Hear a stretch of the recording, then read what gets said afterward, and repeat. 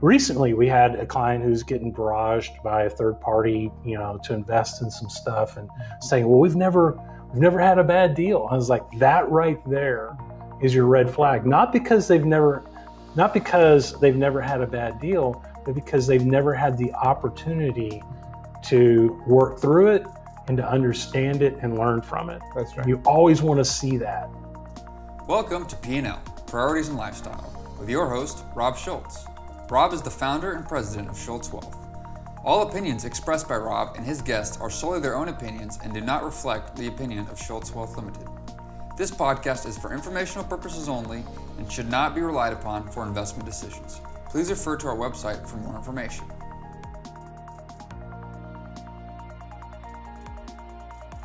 Welcome everybody to P&L, Priorities and Lifestyle. I am your host, Rob Schultz, and I'm really excited about today. This is a do-over. I have Hamiz Awan with me. Hamiz leads the quantitative research, technology, and development team and overall strategic growth at Plutus 21 Capital.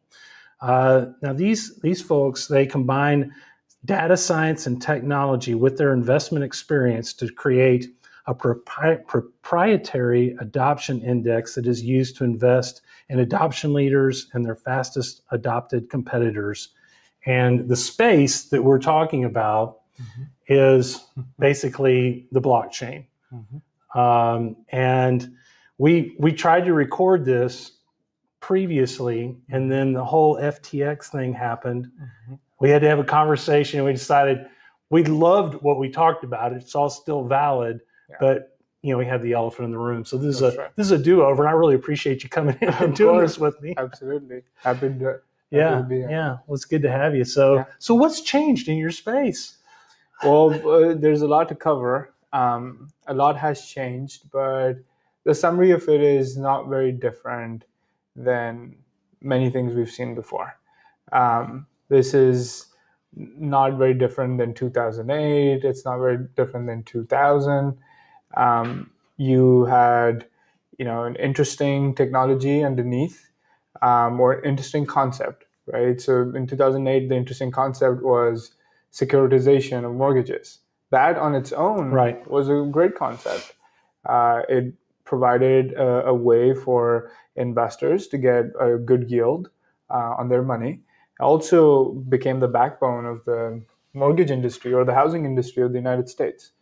So the initial concept was a great concept. Same thing in 2000 when the internet companies became really popular. The underlying technology was interesting. It could really change how we lived, and that was all interesting. But then you kind of let loose some capitalism on that, and without the proper guardrails, and without the proper regulation, because it was the first time they were seeing that particular concept or that particular product out there. There were no guardrails for it. And so people got carried away, took too much leverage, and then using that leverage took too much risk. And then those things blew up in their faces. So it's really not any different than that, right? It's the same kind of thing, a interesting concept, interesting technology underneath, and then people kind of got carried away on their success over the last couple of years. Well, sure. And leverage and you can go back further than that. I mean, you can just keep going back to the history of basically investing, previously to the New York Stock Exchange even, and you'll see these types of things happen whenever we have kind of new technology that comes into play and not enough regulation, in my opinion. Yeah, and not enough guardrails. Yeah. And doesn't necessarily have, the guardrails don't necessarily have to come from just the government.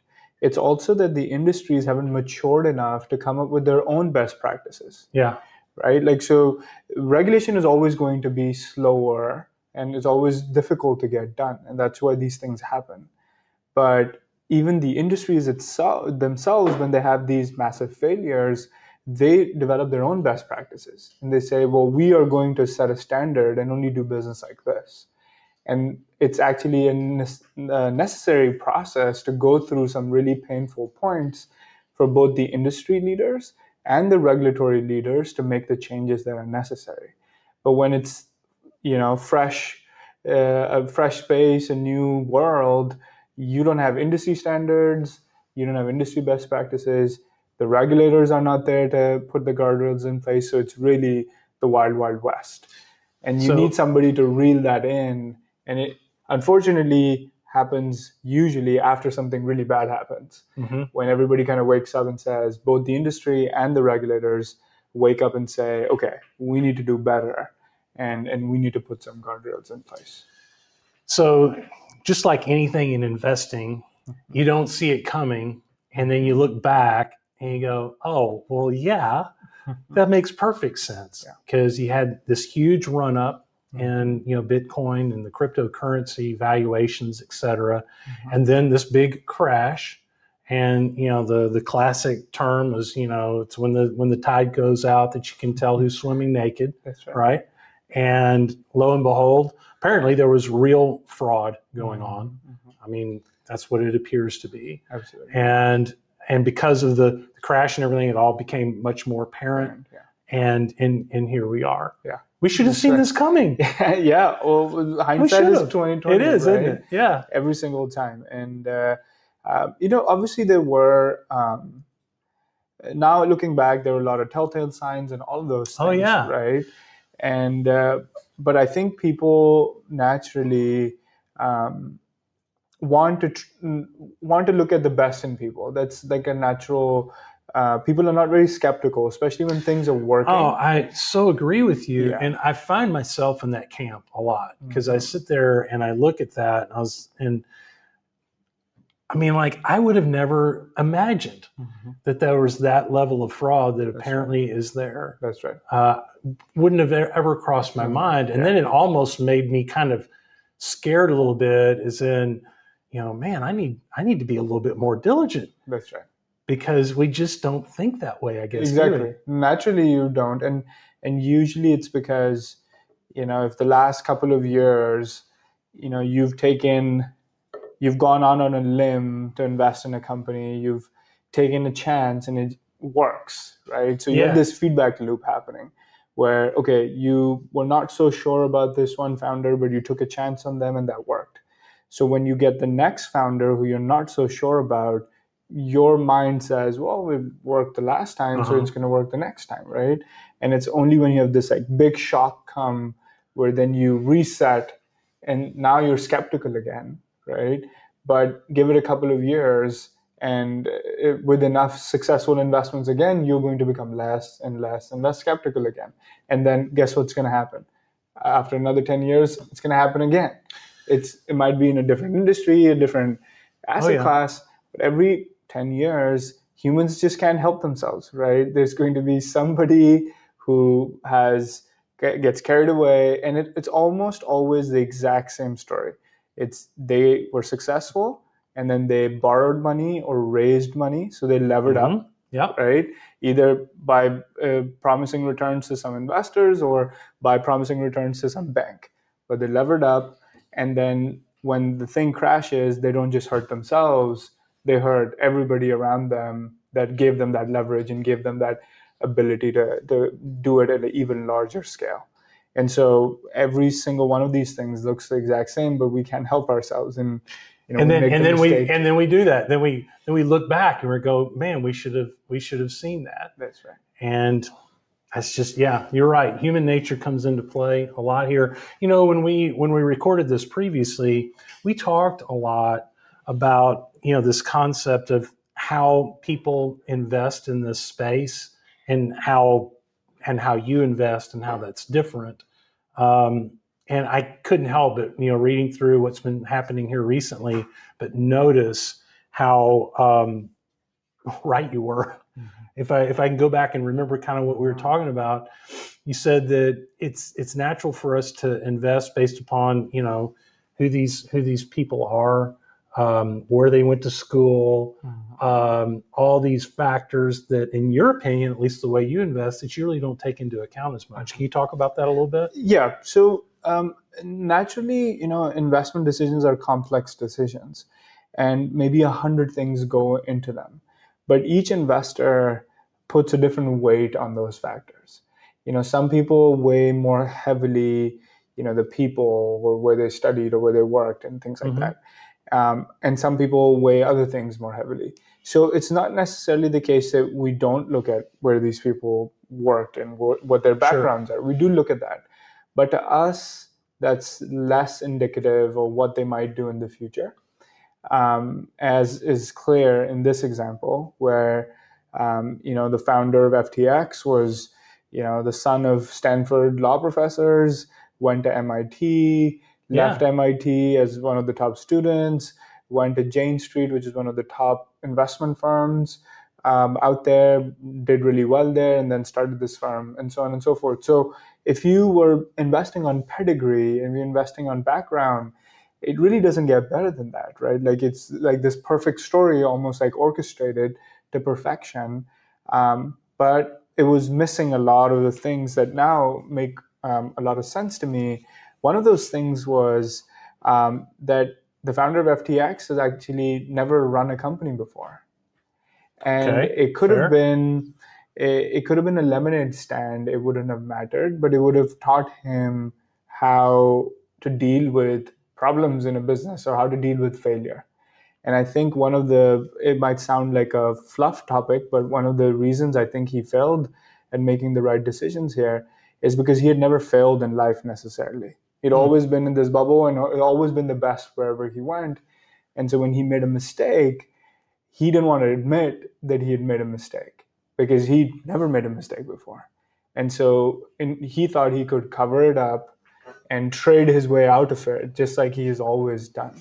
Which we've heard over and over in other instances where fraud has been evident from an investor standpoint.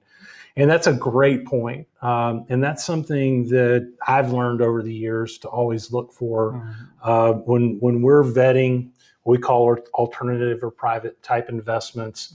We want to hear the story, and it needs to not read like a fairy tale.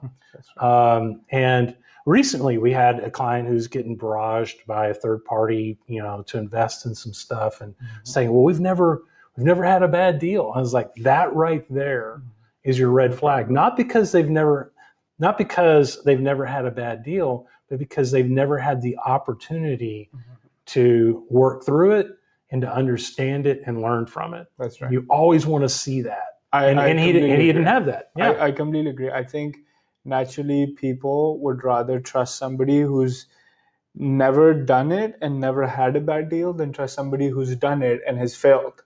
But it's that second one that I know from my experience that I really want to hear more about. Yeah, exactly. Because there's always decisions to be made, right? When you're running a company or you're running an organization or of any kind, you'll have many examples or many opportunities to either do the right thing or do the easy thing. Mm-hmm. And I think if you make that choice and you go take the easy thing, then it's a slippery slope. Then you do everything to cover up that easy decision that you made because you know deep down that it wasn't the right decision. And so I think what probably happened in this case, in the FTX case, is that we knew these people, just so you know. Like on the FTX team, we knew them, we followed them, right? Yeah. And so there was no indication that from day one they had some grand plan to do this. My best guess here is that they had that opportunity at some point in the last year, and they decided to do the easy thing. And the reason they decided to do the easy thing is because across the leadership of that firm, they did not have experience with failure. They had always been the best of the best wherever they went, right? And they did not have the mental maturity to pick up the phone and admit that they made a mistake. Because at that point, it would have been the hard thing to do, but there would actually have been plenty of things that could be done to solve the issue. Yeah, nobody has to go to jail. Exactly. But they decided to do the easy thing, right? And that usually happens with people who have either just, day one bad intentions or not the mental maturity. They haven't grown up through those failures enough to make that decision. They can be the best investor in the world, they can be the best engineer in the world. That does not mean they have the mental maturity and the age, which you can be 15 and you can be very mature. Absolutely. If you've seen failure and if you've dealt with failure, it's not an age thing. And you have people who are 50 who have no maturity to make the right decision. So I think it was actually, it sounds like a fluff topic, but I think it was actually that, where most of the team did not have the mental maturity to do make the hard choice, and they all decided to make the easy choice. Well, and then I would use a different word. I would use character. Yeah, sure. I mean, and that's obviously something that you're always looking for, and people that you're going to invest with. Because you're looking for people with character, and character means that you're doing the right thing, even if it's hard. Yeah. And I think they then spent the next year cleaning up that decision, and they just never could. Yeah. And I think, of course. And then they could justify anything to justify the means. They justified the means to the end, which was, oh no, we'll just trade our way out of this, right? Like this, we're just that good. But if it's only when you've been through failure that you realize you cannot trade your way out of $1 billion hole, right? No, not going to happen. And then trying to trade your way out of $1 billion hole, you could end up with a $10 billion hole, and which is exactly what happened, right? Is that they ended up with a bigger and deeper hole that they could have had the best intentions. Maybe the intention was, I'm going to make everybody whole, but that was not the mature decision to make. The mature decision was, I've made a mistake. I'm going to admit it. I'm going to look bad temporarily to fix the problem. But they decided to not look bad temporarily and just keep the music, playing. So, both of us are in highly regulatory environments, just from an investment standpoint, and it drives me crazy. Okay. I don't like all the regulation that rains down on me. Sure. That's right. But isn't this a lesson that, it's badly needed? Yeah. So obviously, again, in our previous discussion, I think we talked about the fact that here in the United States, our regulatory process is very reactive.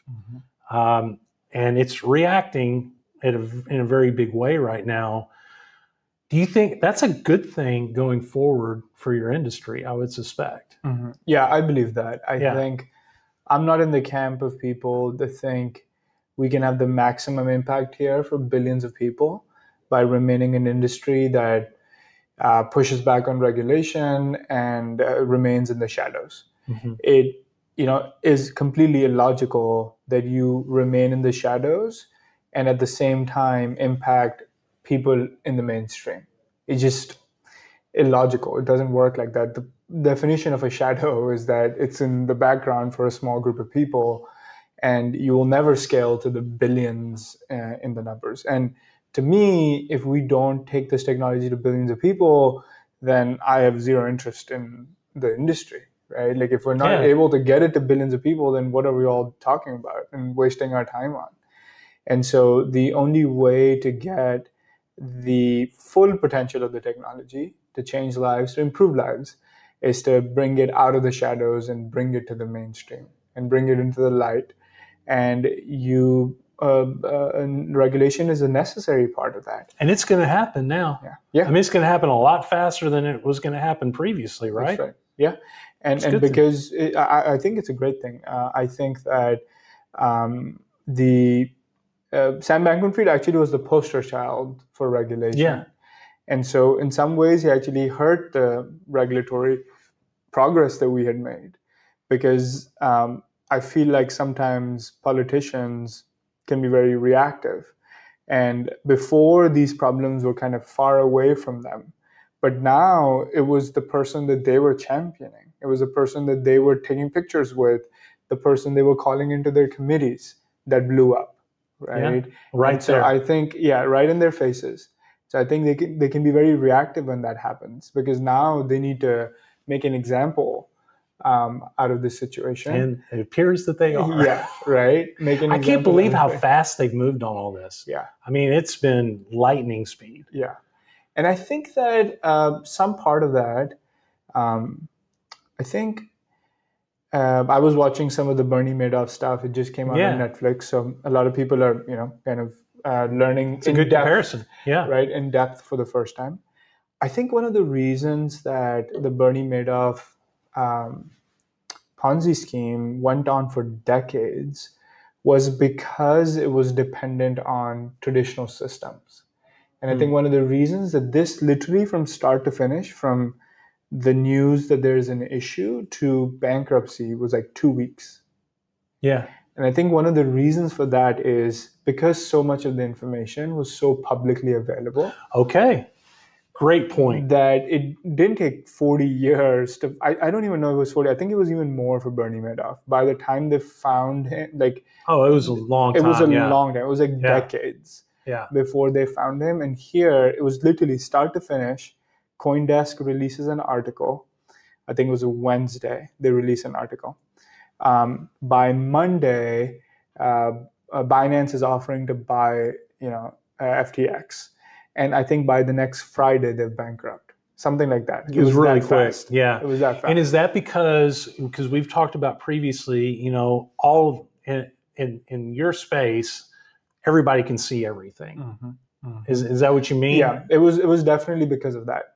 So can you explain that to me? Because I don't understand that. So when we're talking about the blockchains, I guess, and you've shown it to me before, like on your screens, and I was amazed. Yeah. But you can see everything. Yeah. So let's say, let's take the Bernie Madoff example. So Bernie Madoff, might have had a bank account with cash at Bank of America. And then he might have had a brokerage account with Fidelity, for example. And the problem was that people were expecting that he would get money in Bank of America, then transfer it to Fidelity, trade it, right, do his strategy. Right.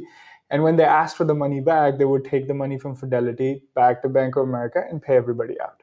That's probably how, traditional investment firm works. Well, and he's self-cleared. So he was able to basically cook all those books. Exactly. And there was you couldn't look inside of how. Exactly. So you had a large sum of money, and then he was doing the reports to his investors. But nobody really could see what he was basing those on. But both of those ledgers, let's say there's a ledger at Bank of America that says Rob has $100 and Hamiz has $100 in this account. And then there's a ledger on Fidelity, right? But if you think about those ledgers, both of those ledgers are private ledgers. Yeah. Nobody other than Fidelity and Bank of America know what's on those ledgers. Right? Right. And so the only way for this whole thing to get figured out would be if people saw those ledgers. And they'd be like, oh, wait, something's weird. Mm-hmm. He's not sending the money to Fidelity. He's just keeping the money here and paying other people out. Mm-hmm. Right? And this is just a Ponzi scheme. Yeah. Right? There's no trading happening. But you can't see because it's in a silo. Yeah, it's in a ledger that's private. Like, think of it as a piece of paper that has everybody's transactions. Like Al Capone's accounting ledgers. Yeah. It was just ledgers. And nobody other than the people involved could see them. Now, then you convert that into the blockchain system. And now imagine that the ledger at Bank of America is public. And the ledger at Fidelity is also public. Everybody can see it. You, me, the CEO, we all see the same ledger. Now, if there's some weird activity, a kid could look at the ledger and be like, yeah, he's not investing the money. He just takes the money in and then pays it out. You're like, how do you know that? Well, because I can see the ledger. I can see what's on there. So there are admittedly parts of FTX and other exchanges that are still private ledgers. Admittedly, it's like that. But the parts where they transfer funds around, right, like they send money back to somebody or take money for something, that's all public. Okay. And you can see it. And so that was one of the reasons this all happened so quickly, because when the CoinDesk article came out saying, hey, there's something weird happening here, they couldn't come out and say, hey, don't worry, those journalists don't know what it is, like everything's fine. Because people would go on the public ledger that everybody could see and be like, hey, you know what? They're right. The CoinDesk article is right. So everybody could see that. And that's why everybody was like, okay, the CoinDesk article has pointed us in the right direction, but we can go verify it ourselves that there's a problem. Huh. And they could do that very, very quickly. That's why within like 2 weeks, you had the whole thing figured out. And within a couple of weeks after that, the person's sitting in jail, because those books, even for the regulators that were investigating him, they can see his books. They can see it all. It's happened so fast, and that's why, because you could see it all. Whereas previously, they'd have to go actually physically into the office and grab hard drives and all that kind of stuff and go read through all of it. But in this case, because of the technology, which is the driver of all this, because we've talked before, it's not necessarily the coin, it's the technology that we get really excited about. The technology is what allowed the acceleration of basically justice here. Exactly. Okay. And so I think that it's going to be really difficult to do this right at this moment, right? Because there's all this mess. Right. But if you are a discerning investor, if you are a discerning entrepreneur, whatever, you should see that part of it and be like, oh, that's very interesting. Yeah. What if we could build all systems like this? And what if, instead of, like I was saying, admittedly, there was a part of FTX that was private. What if we forced, as an industry and as regulators, for the whole thing to be public all the time? Could you do that? Yeah, absolutely you could do that. There's already examples of that. And it would be secure because of the technology. Because it's the technology that creates the security around something that everybody can see. Exactly. Which that I don't know I don't understand what I just said. But you're right. You're right. Because think about what FTX did, right? Let's think about their business. Their business was quite simple, actually. It was that if you wanted to sell a Bitcoin and I wanted to buy a Bitcoin, we would both go on the exchange. Mm-hmm. I would put a buy order. You would put a sell order. FTX would match the orders. I would get the Bitcoin. You would get the cash. Right? That's their business. We do that all the time here. Right? Yeah. Right? You guys do that on Fidelity, did Goldman Sachs, whatever. Yeah.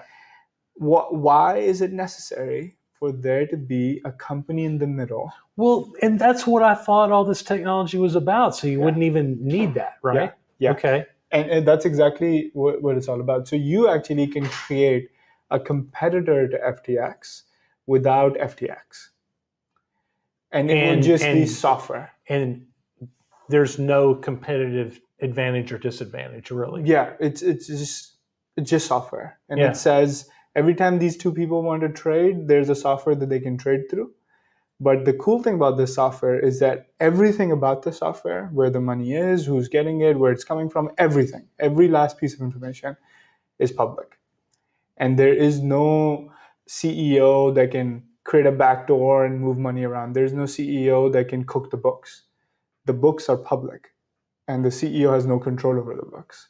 So would you say that the point of the blockchain technology is that even like an FTX doesn't exist an exchange doesn't exist in between the transactions? Exactly.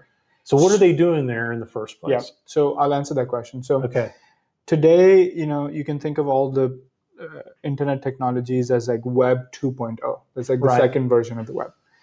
What blockchains were promising was Web 3.0. It's like the next generation of the internet. But there were companies that were sort of in the middle somewhere. They had some features of the old world, and then some features of the new world. And I would guess that's because you have people like me who need some kind of interface that we're familiar with. Exactly. Okay. So the thought process was that people are not going to go from Fidelity all the way and make a huge jump all the way to Uniswap. Right. They would go from Fidelity to FTX, and then in a couple of years from FTX to Uniswap. That was sort of the concept. But that was the wrong concept. Is because in 2.5, right, instead of Web 2, 2.5, in Web 2.5, you were trusting people the same way that you trust people in Web 2. And I don't understand what the next step really does for me. I'm just happy and content there, especially if I'm, trading these coins that are going all over the place. Yeah. And so the user interface is what kept people in Web 2.5. And the volatility of the currencies themselves. Exactly. And so what we should do as an industry moving forward is we should take a stand. And we should say, it doesn't matter that Web3 is difficult and Web3 is not as mature today. We're going to go to the end state of the technology. And we're only going to build things that are actual blockchain applications. And then we're going to help people get there instead of do baby steps along the way, where the baby steps are not so much better than Web 2. And they still have the same problems, and they still have to trust people to do the right thing. And so us as a firm and us as an industry, we want to now take a stand on Web3, actual pure blockchain technology. Just go. And if it takes time for people to get there, that's okay. That's fine. But we are not going to compromise the values that this Web3 stands for ease of use. We're not going to do that. We're going to go all the way to the end, and we're going to make a stand there. And I think that for the discerning entrepreneur and investor, what is happening here is the perfect reason to be all the way over here.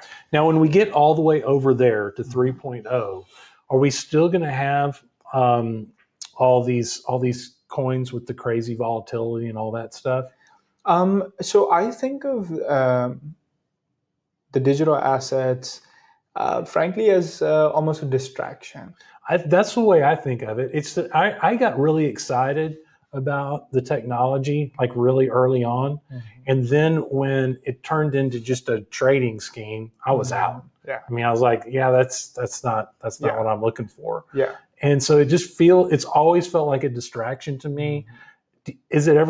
Are we ever going to get away from it? Yeah, naturally. As markets mature, things do calm down. Things do come back to fundamentals. Okay. But just like in the 2000s, right? The internet was maturing as a technology. At the same time, internet companies, internet stocks were maturing as a market. But in those early days, those internet stocks looked crazy, right? Yeah. Because they were based on a technology that was early, and they were in a market that was early as well, right?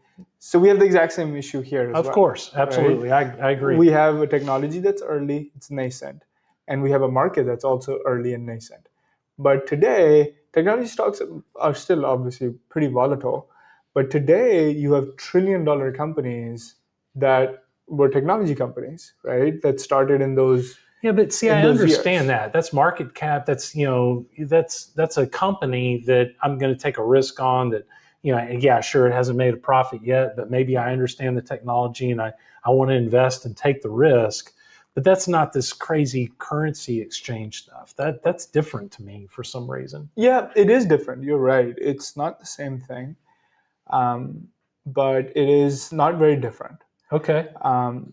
So is that how we kind of invest in it also, yeah, right? That's so right. We have to use it kind of as a way to invest in the technology. Yeah, so there's other ways to invest in the technology as well. I would put them in two categories. It's very similar to the internet was like this as well. During the internet period, you could invest in either private companies, right, that were doing research on the internet or something like that. Or you can invest in public companies that were already a little bit larger and further down the road. It's actually very similar here as well. You can invest in private companies that are doing blockchain development, research, whatever, creating applications. You can also invest in public companies that are not public in the same fashion. They're not equities, but they're public in their own right. And I'll explain why they're structured like that. So those opportunities are still there. Okay, all right. And you can do the private investments in the blockchain space as well. They're not particularly you might feel that they're less volatile, right?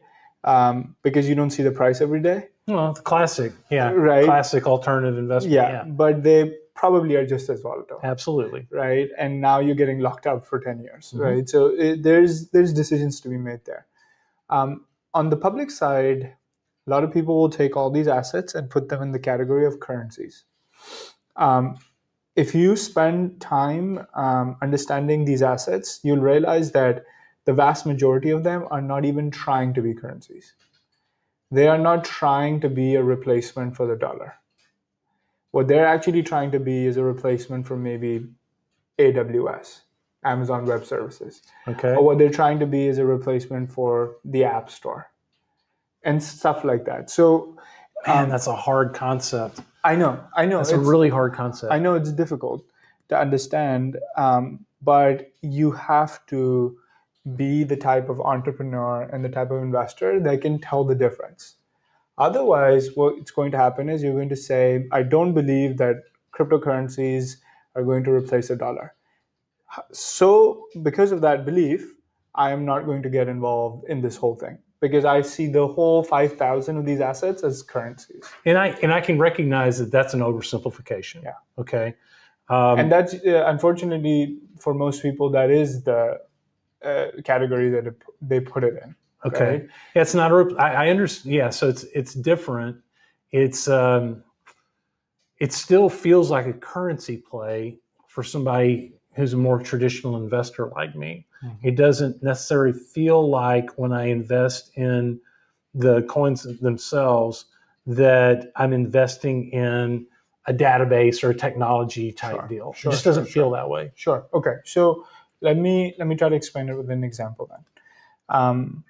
When the internet was created, there were protocols that were created like the internet protocol. Mm-hmm. And all the internet usage that you do is based off of that protocol. Now, the person who created it did not become a billionaire because they just gave it out as a public good. They said, here's my research, here's the internet protocol, anybody can use it. And Facebook, right, it open sourced it and put it out there. Now, Facebook obviously built a multi-$100 billion company, but has paid $0 for the technology that they use. Correct. Right? The actual internet protocol, they paid no money for. They built their own technology on top of that, but that base layer of technology is free. It's a public good. It's available for anybody to use. But what if I told you that the internet protocol, that base layer protocol, for every time that Facebook used it, they would have to pay a fee to the internet protocol? What if that was the structure that it had been? Now, the person who created the internet protocol would be a really, really wealthy person if all they had done is monetized the internet protocol with a small fee. Doesn't have to be a large fee. It could be 1/1,000,000th of a cent every single time. But they would still be one of the wealthiest people on earth because they created the infrastructure that everybody's using and everybody's building on top of. So these blockchain assets are a necessary part of the infrastructure because somebody has to maintain that infrastructure so that it's available for you and me to use whenever we'd like. And that person who's maintaining and building that infrastructure so it's available for you and me has to be incentivized, right? Otherwise, why would they put in the effort to run the servers? Why would they put in the effort to upgrade the software? They have no reason to do that unless they have an incentive. They're getting a monetary benefit from doing that, right? And so in the case of Facebook is a public company, so it pays hundreds of millions of dollars a year for the servers that you and I use every time we post a picture, right? You don't have to pay for that, but somebody has to pay for that, right? It's not a free resource. Sure. And so what Facebook does, it doesn't charge you for it, but it charges the advertisers that want you to look at their ads, and then it pays for those servers, right? So what if I told you that the company that's building this infrastructure on the blockchain, well, it's not selling ads, right? So who's paying for the servers then? Who's paying for the software to keep getting better? Somebody has to pay for that. And so it's the same concept, is if the internet protocol had a small fee attached to every transaction that they did, the internet protocol itself would be very valuable. Today, the internet protocol is worth $0. Facebook is worth a lot of money, but the internet protocol is worth nothing because it's a free good. So all that's happening here is you have a new layer of protocols that are actually monetizing their protocols at the base layer. And you can invest in those protocols. This is one of the ways to invest in them, which is to own the digital assets Okay. that are necessary to run that whole economic system. Okay. because there's 1,000 random people in the world that are running that infrastructure. Why are they running it? Not because get out of the compensated. goodness, Okay. not out of the goodness of their heart. Sure. They're running it because there's an economic system attached to the whole thing. And running it meaning the mining, providing the security, okay. the electricity, the software, like everything. That all costs money, right? And you need to incentivize. And they get compensated based upon. Yeah. Okay. So that's the first layer. Okay. That's the first layer of understanding. The second layer of understanding here is that what if I said that every time you use the internet protocol, you had to pay someone to use it? Okay. That's first layer. Second layer is what if you only had 100 of those coins that could be used to pay for the service? Well, if there was one user on the whole network, those 100 coins won't be worth that much. Right. But what if there were 1 million people on that network and everybody needed that coin to pay for the service? Well, now those coins goes up. Now they're worth a lot because the demand is much higher than the supply.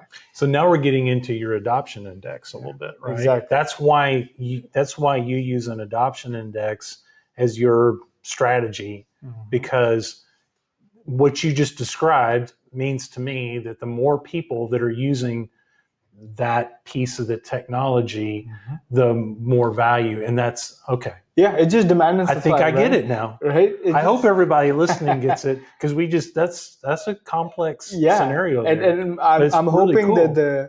I'm hoping that the light bulb went off and like, whoa, okay. So these are not currencies. Yeah, because the person who's using it isn't buying bread with it. Yeah. They just want to log into their Facebook and they need to pay a fraction of a cent to log in. It has nothing to do with currencies, right? Like this is just, think of the internet, every time you use the internet, if you had to pay for it, right? And you have to pay a small amount, but you have to pay for it. And then that currency that you're paying with, right? What if there was only 100 of those in the world? Well, if everybody wants to use Facebook, those are going to be worth a lot of money. That's sort of the demand supply concept here. And once you kind of get over that hump, then you're like, oh, this is really not a currency play. This is just betting that those platforms are useful to people and they get millions of users. That's really the bet here. If you don't believe that, you should not be involved. But if you believe that the underlying technology is going to get millions of users and it's going to come in these platforms, then it's an interesting bet to make. Okay, let's talk about why I should believe that. Because, on a base level, I think, okay, so Internet 2.0 is free. Most people like free. That's okay. Right. That's now we're going to Web 3.0. Yep. Okay. And there's a cost. Okay. And that's better? It is better. Okay, tell me why. So today, everybody hates Facebook. I think there's consensus. I'm so done with Facebook. Why? Okay, so explain why you just don't like it. There's so many reasons. There's so many reasons. I mean, I just... selling our data. All of it. It's being just stuck in this silo. And it's none of it's just real. I like transactions where, I like to pay for stuff. See, now I'm going right into you. See, I'm just dropping right in your lap. I didn't even say anything. You didn't even say anything. I was just like, I would so much rather pay for something than, supposedly be free, right? But nothing's free. Yeah, the Tenstoffel theory. There's nothing's free. Nothing's right? free. And so we're all used to these services. Annoys me. Yeah, we're all used to these services. It's a facade. And the vast majority of people, if they had to pay a fraction of a cent every time they logged into Facebook, they would have no problem with that. Right. But they don't want to be followed around with ads everywhere they go. I'm done. I'm off Facebook at this point. Yeah. Off Instagram. Yeah. I'm done. And what's interesting is I think, so I have a new grandbaby. Oh, yeah. That's yeah. Awesome. Yeah. And one of the interesting things that came out of this, so Grace, my daughter, she's fantastic mom. And, we were thinking, okay, we have this new grandbaby and, so my wife is on Instagram and all that kind of stuff. But Grace is like, we're kind of not going to do all that. And then we were like, whoa, really? And she's like, yeah, so Blair, my grandbaby, she she hasn't authorized for herself Yeah. to be on all this kind of stuff. And so we've actually found ourselves kind of coming offline, so to speak, from that standpoint. We've found workarounds to be able to get our pictures, Sure. all that. And I can kind of see, and the workaround is interesting. It's all it is my wife there's a picture frame that, she can just upload. We paid for it, and it comes up and it pops up on everybody's little picture frame. I'm going to have one over here soon. I got it for Christmas. I haven't put it up yet. Yeah. So we've kind of gone to our own little internet world for sharing that kind of stuff, separate from that big evil thing that is going on. Right. So the point is that people are very frustrated with these free services. Yeah. And they're looking for an alternative. And there are no alternatives. Except for the picture frame thing. It works for us, but okay. Yeah. Right? There are no alternatives that could scale to a Facebook level with 1 billion people. Right? But what if we could be sharing pictures of baby Blair in Web 3.0 and it was secure I don't know, it could be secure, right? Yeah, it would be completely secure. So the point that the point of the technology there would be is one of the reasons everybody I meet hates this stuff, but they still go on Facebook because let's say you're a influencer, and you've built a following on Facebook. Okay, you have 1 million people on Facebook. Now Facebook could treat you any way they wanted, and you would not leave because you have a following on Facebook. Those 1 million people. Yeah, but you're nothing without Facebook. Exactly. Yeah. You're nothing without it, right? But Facebook is nothing without you because you're the one driving those 1 million people to log into their phones. And so there's a new protocol that is trying to compete with these social media platforms where actually the followers and all of the content that you have belongs to you. And if, for whatever reason, you don't like the protocol and the rules that they've set, you could take that anywhere you want. Go drop it somewhere else. Okay. And so now all the protocols have to compete. Because right now, Facebook doesn't have to compete. And that's why they act like this. They act like this and sell our data. It's because they have no real competition. And then competition has made them kings of the world. They can do whatever they want. And so with these like transposable identities online, you now will give all the protocols competition. And only the best protocols that put their users first and have the best user experience are going to win.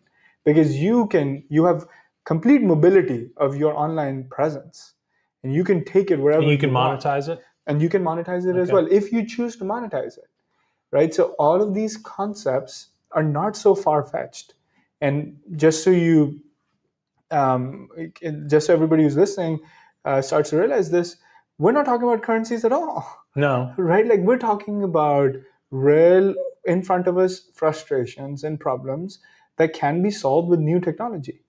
And if after 20 years of internet disruption, the only business model us as a group of people come up with is that we will sell people's data and that's how we're going to make money, then we should all just be I'm out on that. Pretty disappointed. Yeah, right? That's that we had 40 years of the internet, all this great technology coming up, and the only business model we could come up with as a group of people was we will sell people's data and we will get the job done. That's just a ridiculous business model.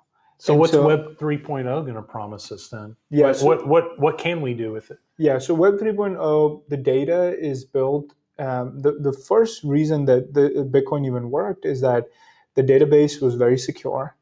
The database was not controlled by anybody. It was, kind of available out there. And the database was faster and cheaper to run on than the other alternatives.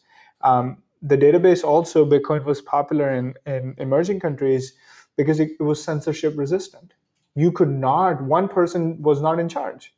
So, one of the issues people have with Facebook is that Mark Zuckerberg or whoever it might be could influence how the election turns out, right? Because they can censor certain things and not censor other things, right? And so all of that is because there is a singular company who runs that system and controls it and has created a monopoly around it. But what if that system was not controlled by one person? What if that system was built so that everybody has equal say in how that system is run? That would be a much better alternative than what we have today. So I'm not advocating here for another Facebook and, oh, this is just going to be better than everybody. I'm not advocating. I'm saying you go all the way to the end and you get the end state of the technology. Explain that. What does that look like? Which is like, for example, the one example that I have in mind is something called the lens protocol. Lens, like glasses lens? Yep, lens protocol. And they're experimenting with a social media platform. And the cool thing about the lens protocol is every person who is a user, every person who owns one of their tokens to be able to transact with the lens protocol gets a vote. And they get to vote on every decision, on how the protocol works. If you don't like something, you put up a proposal and you say, I want this fixed. And then everybody as a community decides what happens, not the CEO, not the board of directors. The people who use the protocol decide what happens. And so you're constantly pushing it into the direction where the people want to take it. And that is going to be the direction that makes the most people happy, right? Protects them the most, makes them. And if you don't like it, you leave. Exactly, because you have complete mobility of your data. The data belongs to you. Yeah, if it's going in a direction that I don't like and I didn't want to vote that way, then I go somewhere else. Okay. And so those are experiments, but very exciting experiments for me personally, because I feel the thing that one of the reasons I'm an entrepreneur is because I hate feeling helpless, right? Like I hate feeling like I don't have a say in how this is going to work. And every time I log into Facebook, TikTok, Instagram, you name it, I feel helpless. Yeah. And I don't want to feel like that anymore. And I want there to be cutting edge technology. It doesn't mean it's going to fix all the problems, but cutting edge technology that we finance and we push in the right direction to be able to at least have a chance at solving this problem. Because the last generation gave us Facebook. I want our generation to solve that, right? Our generation to fix the problems that we see with Facebook. So I know it sounds idealistic and stuff like that, but unless we think like that, we will always be hating our social media platforms and do nothing about them, right? So that's just one example of the hundreds of industries where people feel disenfranchised, people feel helpless, people hate their current solutions. And I'm not saying it's going to solve every one of those problems, but even if it solves one or two of them, the technology is going to be worth a lot of money if it solves even one or two of these problems. Because the internet didn't go solve, cancer, right? It didn't solve every problem in the world, but it really solved, what did it solve? It solved social media. Well, it solved, transportation, Uber, VRBO. Yep. But these are all intermediaries, okay, in Web 2.0 that were created as an intermediary and we talked about this last time and it was great, talked about these silos communicating with each other, with these intermediaries in between. And you described Web 3.0 at that point as the intermediary, Facebook, Uber, VRBO, no longer necessary. Yeah, right? Exactly. Okay. Yeah, Uber, there's a great example. I don't know if it was around last time we spoke, but there's an Uber competitor now completely built on a blockchain. Really? Yeah. And the concept is, what does Uber do? Well, Uber matches a driver with a rider. Yeah. That's all it does, right? Why do they charge 30% for that? Because they can. Because they can. Because they're a monopoly. That's why they can do that. So there's a new protocol where it's actually just a communications protocol that helps a driver and a rider communicate. And anybody like Rob can create their own ride-sharing app on top of that protocol. And you can say, I'm only going to charge 2%. And then Hamiz says, well, you know what?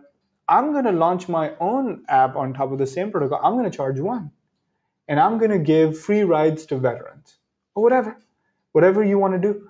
But because that underlying logic and infrastructure of matching a driver with a rider is a publicly available infrastructure. It's plug and play.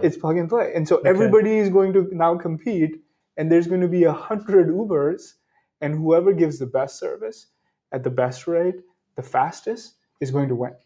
And there are no monopolies anymore. So SMU could come up with its own Uber for its students, and then you could come up with your own Uber for the Irving area, right? So that all of these examples, like I can go on for days on like all these industries where I feel frustrated, helpless, and disenfranchised, and how there's a Web3 version of it that's trying to solve the problem. All right, so you just brought that all the way around. This is interesting because this is a completely different discussion than what we had, a month and a half ago or so. But very, very interesting. And for me, at least, and hopefully for those of y'all who are listening, remember we're talking about the technology here, and it's not going anywhere. This is an area that you believe has huge promise. And I do too. As long as we get some regulation and get some growth, some smart people in there that are going to create some stuff. Really cool. So on a personal note, you're taking your citizenship test tomorrow. I am, yeah. That's so awesome. That is awesome. Right over here. Right over here. Yeah, because we're in our Irving office, so you're coming over for that. Yeah, I've been studying. How hard is it studying for that compared to having to understand all this crazy technology stuff? No, it's not difficult at all. I wouldn't think so. Yeah, it's 100 questions and common sense questions. Yeah. Like why are there 50 stars on the flag? Yeah, stuff like that. So I'm excited. Obviously, I am too. That's so go to the other side of that process. It's been a pretty lengthy process. But one of the weird examples I was thinking about now that I have this part of my life in the blockchain space is I remember when I first flew here. They back in Pakistan at the embassy gave me a envelope. And they had a seal on that envelope so that I couldn't open it. And I had to present it here when I landed, and then they would open it, right? And at that time, it seemed fine. But now, all these years later and all this technology, like me sitting there thinking about this technology, I'm like, that's so crazy that in the 21st century, to ensure the integrity of information, there's envelopes and seals. Like it's 2,000 years ago. Yeah, right. That's how they used to do it. Right. Yeah. And I'm like, in 2,000 years, we haven't changed how we confirm. The U.S. government certainly hasn't. Right. And so I was like, that's just such a easy, low-hanging fruit thing where you could just use technology to prove that it hasn't been tampered with. Yeah. Instead of carrying this envelope with a seal on it. Right. To me, it's just like there's so many things that on everyday life we just take for granted and we just don't think about them so much. But then if you start thinking about it from a technology lens, start realizing, man, we're like using technology from 100 years ago and not even blinking an eye. Yeah, we don't even think about it. Yeah, you're right. But that's, fortunately we have entrepreneurs like you that are thinking about these things and creating solutions. It's really cool. So how long has this journey been for you? So your whole family immigrated here from Pakistan. Yeah, that's correct. So I moved here in 2014 to go to school. And so it's been 7-8 years now. Yeah. Coming up to 7-8 years. But I think the process probably started a couple of years before then. So I think it's been a good 10 years since this process has started. So 10 years in the making, about to get wrapped up. Wow. So pretty excited about that. Yeah, it's going to be great. Well, congratulations on that, and hope it goes really well. I'm sure it will.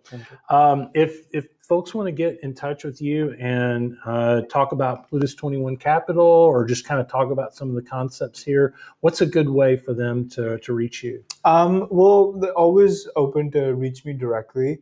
My email address is my first name, Hamiz. And then it's at plutus21.com, Plutus21.com. And then also you can go to the plutus21.com website and reach out to us there. Obviously we've dedicated our lives to technology. Yeah, and you write on it a lot. Yeah. So people can sign up for your newsletter. Yeah, that's correct. And and one of the main reasons I write is not necessarily to kind of talk about what I know, but it forces me to understand things at a deeper level. So when there's a topic, like for example, right now, a topic that's very interesting to me is serverless architecture. It's a little bit of a technical term, but means basically architecture that doesn't have a server. Yeah. Okay. It is. Right. It's exactly that. Word to word, the same thing. But it was interesting to me, and because I don't have an engineering degree, it was difficult for me to understand. So I decided to just write about it, because in the process of me writing about it, I've figured a lot about it. I figured out a lot of details that I didn't know before. So if you follow, my newsletter, those are all the topics that are interesting to me that I don't know much about. And I'm going through the process of learning about it so that I can speak about it. And in that process, I'm trying to pick up, the details. And that's cool. The writing helps me pick it up faster. I write all the time too, because it just helps me formulate and come to conclusions. That's right. Exactly. Yeah, it's great. Exactly. Well, good. Well, again, thanks for being on. For everybody who's watching, remember we put these out every other week. Hamiz, we're going to have you on again, if that's okay. I'd love to. Yeah. So we can continue to talk about this. There are two types of people really when you start talking about cryptocurrency and blockchain and so forth. It's easy if you're like my age to kind of bury your head in the sand and go, oh well, hopefully I don't have to deal with this. But that's the wrong answer. I really think that this is an area that is revolutionary and necessary. It's going to happen regardless whether you want it to or not. Yeah. It's best that we put our heads together and try to figure it out. I agree. So hope to have you on again to talk about this stuff. And for those of you out there, again, you can subscribe to this, and you'll get all of our stuff. And we really appreciate everybody tuning in today. Have a great week. Take care.